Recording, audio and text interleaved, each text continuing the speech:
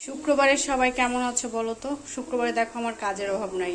এই যে শিং মাছটা রেডি করলাম, 2 কেজি শিং মাছ কাটিয়ে আনছিলাম বাজার থেকে, বাট হচ্ছে একটু ক্লিন করতে সময় লাগলো।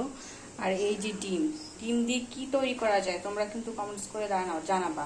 মা ডিমগুলো রাখতে চাইছে তো ডিমগুলো রেখে দিলাম। আর এখন এইটা অন্তত রেডি করছি, আর এখনো দেখো কত কিছু আছে, সব কিছু শেয়ার করবো তোমাদের সাথে। এই যে ফাইনালি হচ্ছে তেলাপিয়াগুলোকে রেডি করে ফেললাম ফ্রিজে রাখার জন্য। এখনো এখানে আছে পাবদা, ছোট ছোট পাবদা মাছ, আর এখানে আছে সুরমা মাছ। এগুলো আমার দিল্লির জন্য আনা, অনলাইনেই আমি শপিং করি তো বাজারে একটু কমই পেলাম।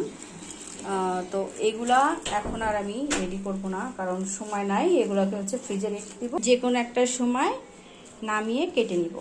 এখন আর এগুলো করার মতো কোনো সময় নাই, কারণ এই যে দেখেন এখানে আছে প্রচুর পরিমাণে হচ্ছে মুরগির খাঁচা। এটা রেডি করতে হবে। একটা মুরগি আছে আমার বাচ্চাদের জন্য, বিড়াল বাবুদের জন্য, আর রাস্তার কুকুরদের জন্য অনেকগুলো খাঁচা নিয়ে আসছি।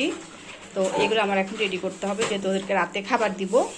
আর নিজের আরও কিছু কাজ আছে, তাই আজকে আপাতত এখানে স্টপ করে দিচ্ছি। মানে এইগুলাকে হচ্ছে আমি এই পলিপ্যাচে ফ্রিজে রেখে দিব, পরে আমার সুবিধা মতো সময় কাটিং করব।